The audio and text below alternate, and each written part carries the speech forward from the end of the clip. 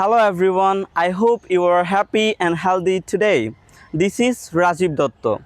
Today is day 27 of the 100 videos in 100 days challenge. As part of my challenge to improve my spoken English, I'm sharing today's topic, walking in the morning.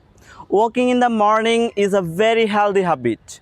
Many people like to go for a walk early in the morning because the air is fresh and the environment is calm and quiet.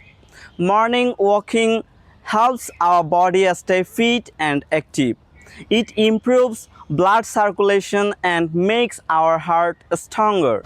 Walking in the morning also gives us energy and reduce stress, making our body peaceful. Doctors say walking every day helps control weight and keeps our body healthy. It is also a great way to enjoy nature, see the rising sun, hear birds singing, and feel the cool breeze.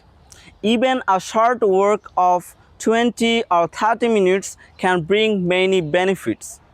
Everyone should try to make morning walking a daily habit. It is simple, free, and very good for both body and mind. Thank you so much for watching this video. If you liked it, please follow me and my channel and join me in this 100-day challenge. See you in the next video. Have a wonderful day.